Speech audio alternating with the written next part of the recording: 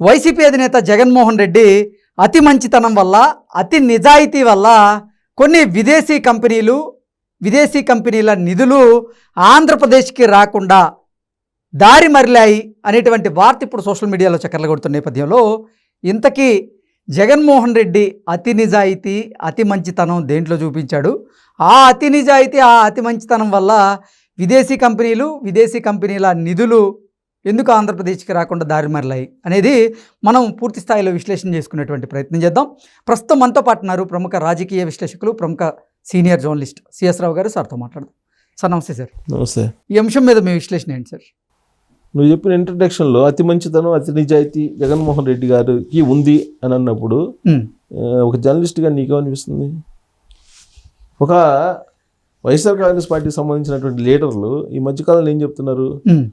Review మీటింగ్లు పెట్టుకున్నప్పుడు జగనన్న నీ అతి మంచితనం, నీ అతి నిజాయితీ వల్లనే మనం ఓడిపోవాల్సి వచ్చింది, లేదంటే మనం అధికారంలో ఉండేవాళ్ళమి. ఆ రోజున నువ్వు ఈ పథకాలన్నింటినీ నేను అమలు చేయలేను, రాష్ట్రం ఆర్థిక ఇబ్బందుల్లో ఉంది కాబట్టి నేను చంద్రబాబు గారి లాగా నేను హామీలు ఇవ్వలేను అని చెప్పి నిజాయితీగా చెప్పావన్నా నువ్వు, అందుకే మనం ఓడిపోయాం. అదే అతి మంచితనం అంటే. అంత అతి మంచితనంగా ఉండకూడదు.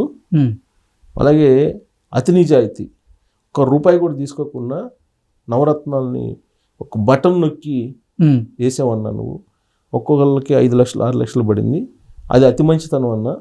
దాని కారణంగానే మనం ఓడిపోయాము అని చెప్పి జగన్మోహన్ రెడ్డి గారికి తాడేపల్లిలో బాజా భజంత్రులు ఊదారు ఈ మధ్యకాలంలో. మిగిలినటువంటి వాళ్ళు, పోయిన వాళ్ళు పోగా వైఎస్ఆర్ కాంగ్రెస్ పార్టీలో మిగిలినటువంటి వాళ్ళు. ఇది అన్న తర్వాత అతి మంచితనం, అతి నిజాయితీ జగన్మోహన్ రెడ్డి గారికి ఉంది అని అంటే కొన్ని సందర్భాల్లో కర్ణ కఠోరంగా ఉన్నాయి కొన్ని పదాలు, కొన్ని వ్యాఖ్యలు అంటారు కదా, అలా ఫీల్ అవుతున్నారు కొంతమంది. అతి మంచితనం, అతి నిజాయితీ అనేది జగన్మోహన్ రెడ్డి గారు చెప్తే ఎలా ఉందంటే, బాగా ఆకలైనటువంటి సింహం లేదంటే పులి, నేను వెజిటేరియన్ని, నాన్ వెజిన్ కాదు, మీరు రాండి దగ్గరికి రండి అని చెప్పినట్టు ఉంది అని చెప్పి చెబుతున్నారు. పులి సింహం వెజిటేరియన్ అంటే ఎవరన్నా నమ్ముతారా? నిజమా ఉంది? నేతి బీరకాయలో నెయ్యి ఉంది అని అంటే నమ్ముతారా ఎవరన్నా? అలానే జగన్మోహన్ రెడ్డి గారి పరిస్థితి కూడా అలానే ఉంది. ఆయన ఏమన్నా నేను అతి మంచితనం, అతి నిజాయితీ అంటున్నారు. ఏంటి అతి మంచితనం? కనపడిన వాళ్ళందరినీ పోలీసులు ఇళ్ళ మీదకి పంపించి తీసుకొచ్చి వాళ్ళని స్టేషన్లో కూర్చోబెట్టడం అతి మంచితనం. లాస్ట్కి భార్యాభర్తలు మాట్లాడుకునేదానికి కూడా భయపడే రోజులు జగన్మోహన్ రెడ్డి గారు పరిపాలనలో అప్పట్లో ఉండేవి. ఇది నేను చెప్తుంది కాదు, ఆంధ్రప్రదేశ్ ప్రజలు ఎన్నికల ముందు మాట్లాడుకుంటున్నటువంటి మాటలు ఇవి. నేను ఒకరోజు ట్రైన్లో వెళ్తుంటే ఒక రిటైర్డ్ ఉద్యోగ దంపతులు మాట్లాడుకుంటున్న మాటలు ఇవి. అలాంటి పరిస్థితి తీసుకొచ్చి అతి మంచితనం అంట. వాళ్ళు చెప్పడానికి కూడా అర్థం ఉండాలి కదా. అతి మంచితనం వల్ల అతి నిజాయితీ వాళ్ళు రాలేదు. మరి అతి మంచితనం, అతి నిజాయితీ ఉంటే విదేశీ కంపెనీలు రావాలిగా, FDIలు రావాలిగా. గతంలో ఆంధ్రప్రదేశ్కి ఫారిన్ ఫండ్స్ ఎన్ని వచ్చినాయి, ఫారిన్ డిపాజిట్స్? జగన్మోహన్ రెడ్డి గారు 2019 నుంచి 2024 వరకు ఉన్నప్పుడు ఎంత వచ్చింది? ఈ డేటా రిలీజ్ చేశారు ఇప్పుడు. ఈ డేటా తాజాగా కేంద్ర ప్రభుత్వం విదేశాంగ శాఖ రిలీజ్ చేసింది. రిలీజ్ చేసినప్పుడు ఏ రాష్ట్రం ఏ స్థానంలో ఉందని అంటే 14వ స్థానంలో ఉంది ఏపీ జగన్మోహన్ రెడ్డి గారి హయాంలో. తెలంగాణకి 9,000 కోట్ల రూపాయల ఫండ్స్ వస్తే, FDI వస్తే ఆంధ్రప్రదేశ్కి 1000 కోట్లు వచ్చింది. మొత్తం దేశం మొత్తం మీద ఉండే రాష్ట్రాల్లో 14వ స్థానంలో ఆంధ్రప్రదేశ్ ఉంది. ఎప్పుడు టాప్ 5లో ఉండే ఆంధ్రప్రదేశ్ జగన్మోహన్ రెడ్డి గారి హయాంలో 2019 నుంచి 2024 మధ్యలో 14వ స్థానానికి వెళ్ళింది. మరి ఈయన అతి మంచితనం, అతి నిజాయితీ కారణంగానే విదేశీయులు ఇటువైపు రాలేదా?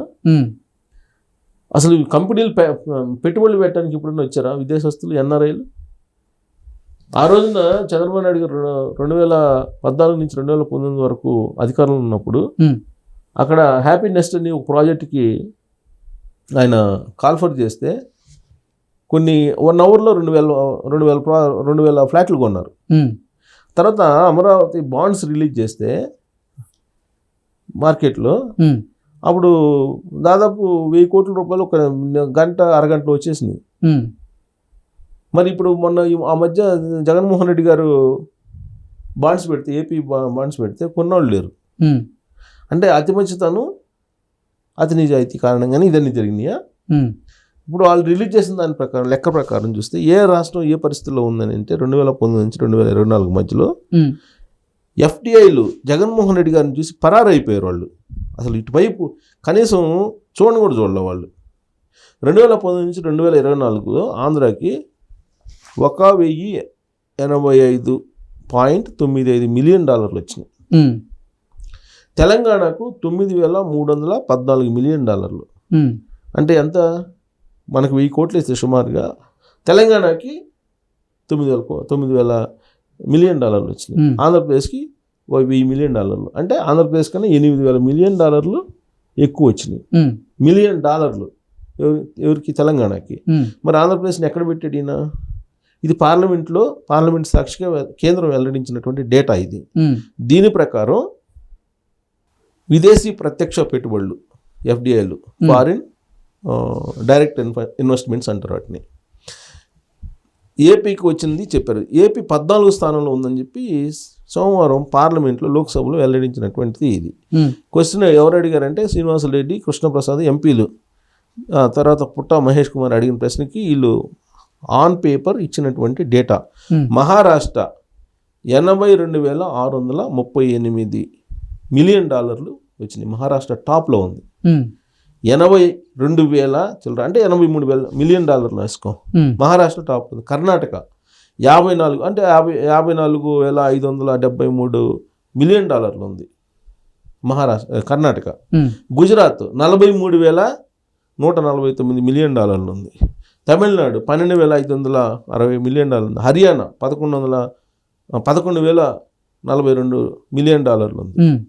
ఇది లాస్ట్కి జార్ఖండ్ కూడా, జార్ఖండ్ అనేది చిన్న రాష్ట్రం, వెనకబడిన రాష్ట్రం అంటారు, $2,667 మిలియన్ ఉంది జార్ఖండ్కి. రాజస్థాన్కి $2,492 మిలియన్ ఉంది. పశ్చిమ బెంగాల్ 17,20 మిలియన్ ఉంది. ఉత్తరప్రదేశ్ $1,700 మిలియన్ ఉంది. కేరళ $1,288 మిలియన్ ఉంది. పంజాబ్ $1,197 మిలియన్ ఉంది. అంటే ఎన్ని ఆంధ్రప్రదేశ్ కంటే ముందున్నాయి. ఏపీకి వచ్చింది కేవలం $1,085 మిలియన్. దీంట్లో చిత్తూరు జిల్లాకి అత్యధికంగా $446 మిలియన్ వచ్చాయి. ఇది కేంద్ర ప్రభుత్వం అనౌన్స్ చేసింది. దీన్ని బట్టి అప్పుడు రాజేంద్ర, నువ్వు ఎన్ని స్థానాల్లో పోటీ చేసేవాయా, ఎన్ని స్థానాల్లో గెలిచేవాయా, ఎక్కడ పెట్టుకుంటావు ఆయన ముఖం అన్నాడు అప్పుడు బతుకున్న రోజుల్లో రాజశేఖర రెడ్డి గారు. మరి ఈ డేటా చూసిన తర్వాత జగన్మోహన్ రెడ్డి గారు 2019 నుంచి 2024 వరకు ముఖ్యమంత్రిగా ఉండి ఈ డేటా చూసిన తర్వాత విదేశీ ప్రత్యక్ష పెట్టుబడుల్లో 14వ స్థానానికి ఆంధ్రప్రదేశ్ని తీసుకెళ్ళామంటే ఆయన ఎక్కడ పెట్టుకోవాలి ముఖం? ఇదే డైలాగ్ అంటున్నారు ఎక్కడ? ఢిల్లీలో. ఓకే. సో ఆంధ్రప్రదేశ్ పరిస్థితి ఇలా ఉందాయా? జార్ఖండ్ కన్నా మీరు వెనకబడున్నారు 2024 వరకు. ఆయన అతి మంచితనం, అతి నిజాయితీ కాదు, ఆయన అతిగా చేసినటువంటి అవినీతి, ఆ తర్వాత ఆయన సైకోగా వ్యవహరించినటువంటి తీరు కారణంగా విదేశీయులు పరారైపోయారు. పెట్టుబడులు కూడా రాకుండా పారిశ్రామికవేత్తలు అటు వైపు చూడటానికి కూడా భయపడ్డారు అని చెప్పి తేల్చింది Lok Sabha. Okay. Okay sir, thank you so much. Thank you.